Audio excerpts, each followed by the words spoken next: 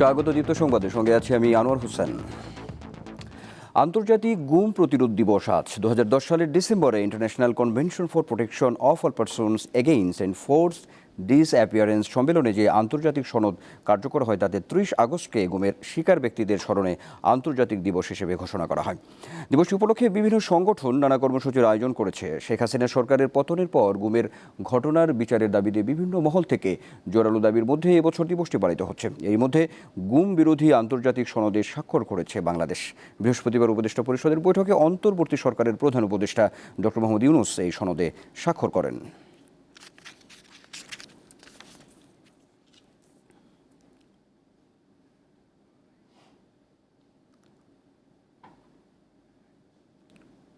আন্তর্জাতিক গুম প্রতিরোধ দিবস উপলক্ষে গুম হওয়া ব্যক্তিদের স্বজনদের সংগঠন মায়ের ডাকসহ বিভিন্ন সংগঠন রাজধানীতে নানা কর্মসূচি পালন করছে। দর্শক, এ বিষয়ে জানতে আমরা সরাসরি এখন যুক্ত হব কেন্দ্রীয় শহীদ মিনার থেকে সহকর্মী নূর আলমের সঙ্গে। নূর, এখনও কত সংখ্যক ব্যক্তি গুম আছেন সে বিষয়ে কর্মসূচি থেকে কোনো তথ্য আপনি পেয়েছেন কিনা বা এর বিস্তারিত আমাদেরকে জানাবেন।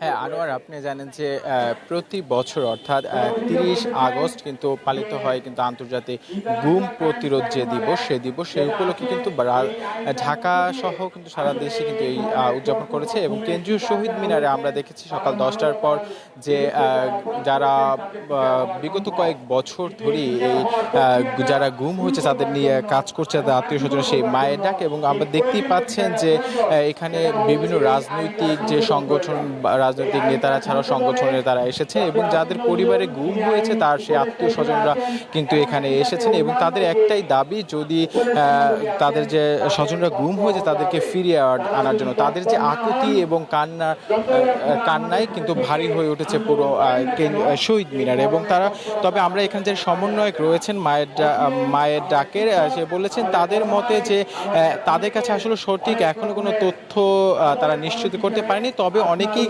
ফিরে আসছে। আপনি জানেন যে সাবেক যে আওয়ামী লীগ সরকার রয়েছে তাদের সময় কিন্তু এই গুমের প্রবণতাটা কিন্তু বেশি দেখা গেছে। এবং আয়না ঘর থেকে আপনি জানেন ইতিমধ্যে বেশ কয়েকজন কিন্তু তারা মুক্তিও পেয়েছেন। এবং যারা আত্মীয় স্বজন রয়েছে তারা কিন্তু এখানে তাদের ফিরে আসার যে আগ্রহ সেটা কিন্তু তারা প্রকাশ করছেন। এবং তারা অনেকে দাবি করছেন যে তাদের অথবা জীবিত অথবা মৃত তাদেরকে জানি ফেরত দেওয়া হয়। এবং আপনি জানেন যে এখানে বিভিন্ন রাজনৈতিক সংগঠন রয়েছে। এবং গতকালকে অন্তর্বর্তীকালীন সরকারের প্রধান ডক্টর মোহাম্মদ ইউনূস কিন্তু আপনি জানেন যে 2010 সালে যে চুক্তিটি সই হয়েছিল সেই প্রেক্ষিতে কিন্তু সারা দেশে সারা পৃথিবীতে এই গুম প্রতিরোধ দিবস পালিত হয়। এবং তার গতকাল কিন্তু অন্তর্বর্তীকালীন সরকারের প্রধান ডক্টর মোহাম্মদ ইউনূস সেই স্বাক্ষর করেছেন। এবং তারা জানিয়েছেন যে সকল আন্তর্জাতিক চাপ থেকে মুক্ত হয়ে যেন তারা সামনে যারা গুমের শিকার হয়েছেন এবং এই নেপথ্যে যারা জড়িত রয়েছে তাদেরকে যেন শাস্তির আওতায় এনে যথোপযুক্ত শাস্তি দেয়। এবং যারা শারীরিক এবং মানসিকভাবে যে ক্ষতিগ্রস্ত হয়েছে তাদেরকে জানি ক্ষতিগ্রস্তদের আর্থিক সহায়তা পূরণ সহ সকল ধরনের কর্মকাণ্ড তারা অংশগ্রহণ করেন। আনোয়ার, এই ছিল আমার কাছে আজকের সর্বশেষ। কেন্দ্রীয় শহীদ মিনার থেকে যুক্ত ছিলেন সহকর্মী নূর আলম। এবারে বন্যা প্রসঙ্গ।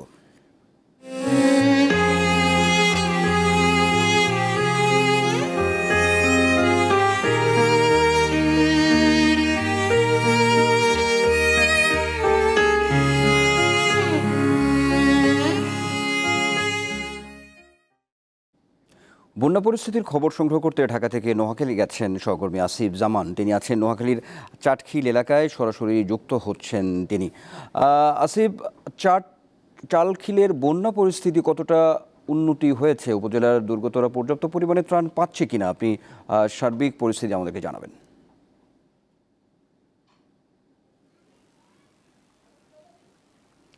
আনোয়ার, চাটখিলের যে এলাকায় আমরা যে গ্রামটিতে এসেছি এই গ্রামের অবস্থা হচ্ছে এরকম যে এখানে আসলে নৌকা চলাচলের মতো অবস্থা নেই।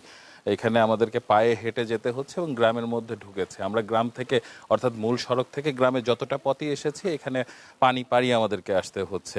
এবং এইখানে আমি একটি ঘরে প্রবেশ করছি, আপনাকে আগে ঘরের চিত্রটি দেখাই যে এখানে ঘরের মেঝে পুরোপুরি পানিতে নিমজ্জিত। এখানে মূলত কয়েকটা ইট ফেলে একটু নিজেদের যাতায়াতের ব্যবস্থা করেছেন এই গৃহিণী।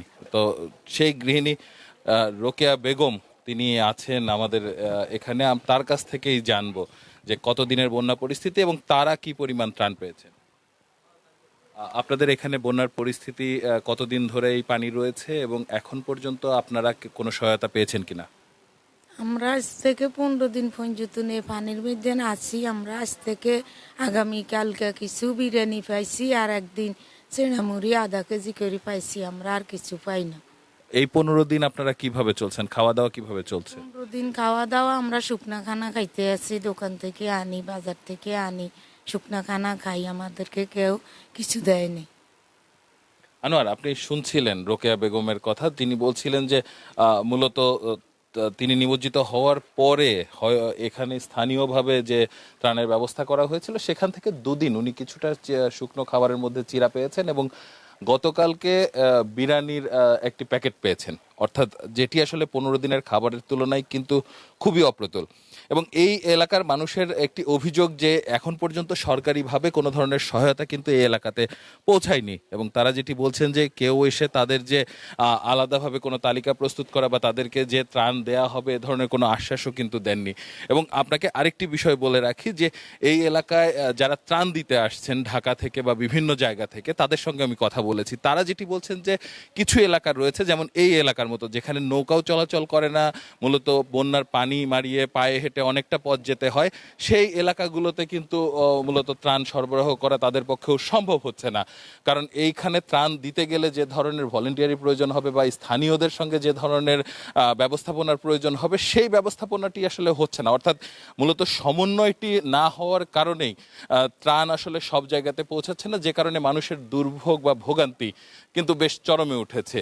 এখানে যারা মোটামুটি অর্থবিত্তশালী আছেন তারা হয়তো বা বাইরে থেকে কোনো সংস্থান করছেন।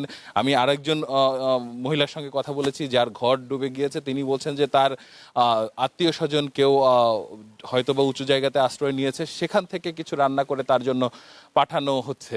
তো এই অবস্থা এখানে সবকিছু মিলিয়ে আমি এই মুহূর্তে এই ঘরের পাশে একটি কবরস্থান, সেখানে আপনি অবস্থা দেখছেন যে এদের দুর্ভোগের চিত্রটি, যেখানে কবরস্থান পর্যন্ত তলিয়ে গেছে। অর্থাৎ এই এলাকার মানুষ মারা গেলেও যে শেষ পর্যন্ত তার মাটি পাবেন সেটা নিয়েও কিন্তু এক ধরনের দুশ্চিন্তা তৈরি হচ্ছে তাদের মধ্যে।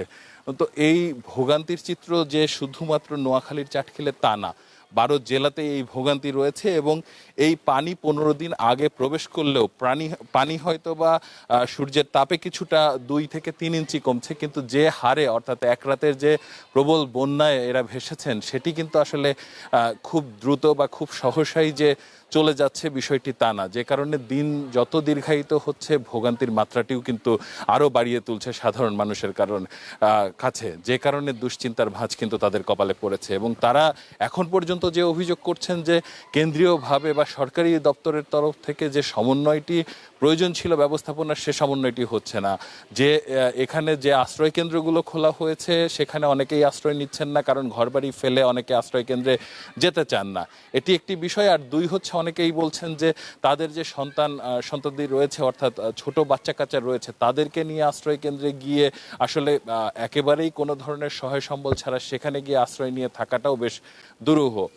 ত্রাণ দিচ্ছেন স্থানীয়দের মধ্যে এমন একজনের সঙ্গে কথা বলেছি, তিনি যেটি আবার বলছেন যে এখন খাবারের যে যোগান যেটুকু হচ্ছে এরপরে আসলে নগদ টাকার প্রয়োজন, কারণ তাদের যে বিছানাপত্র এই বিষয়গুলো তাদের আসলে সংস্থান প্রয়োজন, যে কারণে নগদ টাকা দিলে হয়তোবা সেগুলোর সংস্থান করে তারা আবারও একটু বেঁচে থাকার চেষ্টা করবেন বা সেটুকুর আসলে প্রয়াস তৈরি হবে। আনোয়ার,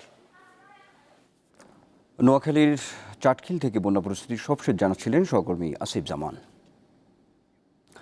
কুমিল্লার বুড়িচং উপজেলায় গোমতী নদীর বাঁধ ভাঙার পর মুহূর্তের মধ্যেই তলিয়ে যায় বুরবুরিয়া গ্রাম। সবকিছু ফেলে জীবন বাঁচান সেখানকার বাসিন্দারা। পানি কমতে থাকলেও এখনও নিজ বাড়িতে ফিরতে পারেননি অনেকে। প্রায় 30 সেকেন্ডের মাথায় মনে করেন আমাদের ঘরটা একদম বাড়িটা পুরো সম্পূর্ণ বিলীন করে লাইছে। এখন যে এই জায়গায় একটা বাড়ি ছিল ওইটাও বোঝা যাচ্ছে না, তো এখন পানি সাগর হয়ে গেছে। এই জায়গাতে এখন ট্রলার চলতেছে অলরেডি। বাঁধের ভাঙা অংশের পাশে পলিথিনের ছাউনি দিয়ে তৈরি খুপড়ি ঘরটি এখন আব্দুর রশিদের আশ্রয়স্থল, সাথে স্ত্রী ও 4 সন্তান। কদিন আগেও তার বাড়িঘর সব ছিল, বানের জলে সব হারিয়ে এখন নিঃস্ব কুমিল্লার বুড়িচংয়ের এই বাসিন্দা বেঁচে আছেন হারানো স্মৃতি নিয়ে। তরাতরি আমরা শুধু পিন্দনে কাপড় ছিল আর কোনো কিছু আমরা আনতে পারি নাই। জীবনে মানুষ খালি তো ইশারা জীবনে বাঁচি আমরা উঠছি আইল। বুড়বুড়িয়া এলাকার পানি কমতে শুরু করেছে, কিন্তু কোথাও মাথা গোজার ঠাঁই নেই। এখনো তলিয়ে আছে জেলা শহরের সাথে যোগাযোগের সংযোগ সড়ক, তাই আশ্রয় কেন্দ্র থেকে বেশিরভাগ মানুষ ফিরতে পারেনি। আমাদের বাড়িঘরে পানি খুবই বেশি, বাড়িঘরে থাকতে পারি না। আমরা একটা আশ্রয় কেন্দ্র নিয়ে গরু ছাগল নিয়ে রাখছি। এখন খাওয়া দাওয়ারও আমাদের একটু চলাফেরার খুবই অসুবিধা হইতেছে। মাটির ভিটে সম্পূর্ণ যে টিন শেড ঘরগুলো ছিল, ভিটে একেবারে ভেঙে চুরমার হয়ে গিয়েছে, তারা উঠতে পারতেছে না। বন্যা কবলিত অনেক এলাকায় ত্রাণের জন্য হাহাকার চলছে। সরকারি বেসরকারি উদ্যোগে ত্রাণ কার্যক্রম চললেও তা পর্যাপ্ত নয় বলে জানান বন্যা দুর্গতরা। দীপ্ত, বার্তাকক্ষ। বন্যায় কুমিল্লার পরিস্থিতি জানাতে দর্শক এখন সরাসরি যুক্ত হচ্ছেন সহকর্মী শাকিল মোল্লা। শাকিল, জানতে চাই, বন্যায় তো অনেক মসজিদও ক্ষতিগ্রস্ত হয়েছে। এ ধরনের মসজিদের সংখ্যার বিষয়ে কোনো তথ্য রয়েছে কি আপনার কাছে? একটু বিস্তারিত আমাদেরকে জানাবেন। জি আনোয়ার, আপনি যেমনটি বলছিলেন, কুমিল্লার বুড়িচং, ব্রাহ্মণপাড়া সহ জেলার বন্যা কবলিত এলাকার মসজিদগুলো আসলে অধিকাংশ মসজিদগুলোতে কিন্তু পানি উঠে গিয়েছে, যেই কারণে গত 1 সপ্তাহ যাবৎ কিন্তু ওই মসজিদগুলোতে নামাজ আদায় করতে পারেনি স্থানীয় মুসল্লিরা। তবে 2-1 জায়গায় যে মসজিদগুলো শুকনো ছিল সেখানে আমরা জানতে পেরেছি ইমাম মুয়াজ্জিন তারা আসলে 1-2 জন মুসল্লি নিয়ে কিন্তু গত 1 সপ্তাহ যাবৎ 5 ওয়াক্ত নামাজ আদায় করেছেন। আমি এই মুহূর্তে যেখানে আছি এটি বুড়িচং ব্রাহ্মণপাড়া আসলে সীমান্তে রাজাপুর নোয়াপাড়া কেন্দ্রীয় জামি মসজিদ, সেই মসজিদে আছে। আমি এই মসজিদে থেকে পানি নেমে গেলেও কিন্তু এই মসজিদে প্রায় হাঁটু পানি মুড়িয়ে কিন্তু মসজিদে আসতে হয়। এখানকার খতিব সাহেব যিনি, আমরা তার সাথে কথা বলার চেষ্টা করব। আমি এখানে একজন এই গ্রামে এই মসজিদে দৈনিক 5 ওয়াক্ত নামাজ পড়েন এমন একজন রয়েছেন, তার কাছে একটু জানবো যে আপনি তো এই এলাকার, এই মসজিদে তো নামাজ পড়েন। এই মসজিদ ছেড়ে আমরা পাই না। আচ্ছা, কতদিন যাবত এই মসজিদে আপনি নামাজ পড়তে পারেন না? 1 সপ্তাহ। 1 সপ্তাহ। আজকে শুক্রবার, তো নামাজের কি অবস্থা? আগে এই জন্য সাইকামাইছি, সাইয়া গিয়ে গোসল করলাম আয়া। জি, ধন্যবাদ আপনাকে। তিনি যেমনটি জানিয়েছেন যে তিনি দেখার জন্য এসেছেন যে মসজিদে নামাজ পড়ার উপযোগী কি না, তারপরে উনি নামাজের প্রস্তুতি নিয়ে এই মসজিদে নামাজ পড়ার জন্য আসবেন। এখানে আমাদের সাথে রয়েছেন এই মসজিদের যিনি খতিব সাহেব, যিনি জুম্মার নামাজ পড়ান এই মসজিদে। ওনার কাছে জানতে চাইবো যে এই বন্যার কারণে আপনার মসজিদে কি দৈনিক 5 ওয়াক্ত নামাজ হয়েছে, আজকের প্রস্তুতি কেমন? যে বন্যার কারণে, বন্যায় কবলিত অবস্থায় আমাদের মসজিদে লোক আসা অসম্ভব। রাস্তায় প্রায় কোমর সময় পানি ছিল, তো কাপড় চোপড় ভিজে আসা অসম্ভব হয়েছে। যদিও মসজিদে পানি ওঠে নাই, কিন্তু মুসল্লি আসা অসম্ভব ছিল। 1 সপ্তাহ যাবৎ, গত শুক্রবারে জামাতের পরে আর কোনো দীর্ঘ জামাত হয় নাই। মুয়াজ্জিন সাহেব এভাবে আজান দিয়েছে, 2-1 জন মুসল্লি যারা আসছে নামাজ পড়েছে। প্রায় 4-5 দিন বন্ধ হয়েছে, টোটাল জামাতি হয় নাই, কোনো লোক আসা সম্ভব ছিল না রাস্তায় পানি থাকার কারণে। তো আলহামদুলিল্লাহ আজকে পানি কিছুটা কমেছে, বিদায় আমরা আশা করছি আজকের জুমা মুসল্লিগণ উপস্থিত হবে। ধন্যবাদ আপনাকে। আমরা যদি আপনাকে আরেকটু দেখাই যে মসজিদের সামনের যে পরিস্থিতিটা, এখনো কিন্তু প্রায় 2 ফুটের উপরে পানি রয়েছে, মসজিদের সিঁড়িতে পানি রয়েছে। তবে মসজিদটা নামাজ পড়ার জন্য আসলে উপযোগী করা হয়েছে, তবে এখনো কিন্তু অধিকাংশ মসজিদ নামাজ পড়ার অনুপযোগী রয়েছে। পানি উঠে যাওয়ার কারণে ময়লা জমে আসে, সেগুলো নামাজের উপযোগী করা যায় না। পাশে কিন্তু কবরস্থান ডুবে আছে এবং হাফেজিয়া মাদ্রাসা সেটি কিন্তু পানি কবলিত হওয়ার কারণে কার্যক্রম বন্ধ করে দেওয়া হয়েছে। পাশে অজুখানা রয়েছে যে মসজিদে, সেই অজুখানাও কিন্তু এখন অবধি পানির নিচে রয়েছে। সব মিলে বলা যায় যে কুমিল্লার অধিকাংশ মসজিদে কিন্তু আজকে শুক্রবার দিন এই মুসল্লিরা জুমার নামাজ পড়তে পারবে না, তবে তারা অন্যত্র গিয়ে নামাজ পড়বেন এরকম আমরা স্থানীয়দের কাছে জানতে পেরেছি। তবে যে মসজিদগুলো থেকে পানি নেমে গিয়েছে এবং নামাজের উপযোগী করা হয়েছে, সেই মসজিদগুলোতে নৌকা দিয়ে এসে মানুষ নামাজ পড়ার প্রস্তুতি নিতে আমরা দেখছি। সব মিলে এই ছিল কুমিল্লা থেকে আমার কাছে সবশেষ। ধন্যবাদ আপনাকে। কুমিল্লা থেকে বন্যা পরিস্থিতি সবশেষ জানাচ্ছিলেন সহকর্মী শাকিল মোল্লা। এই ছিল এখনকার মতো। আমাদের পরবর্তী বেলা 2টায় রয়েছে দীপ্ত নিউজ আপডেট দেখার আমন্ত্রণ রইল। আর সর্বশেষ তথ্য বিনোদনের সব খবর জানতে আপনিও যুক্ত থাকতে পারেন দীপ্ত ডিজিটাল প্ল্যাটফর্মগুলোতে। ধন্যবাদ সবাইকে।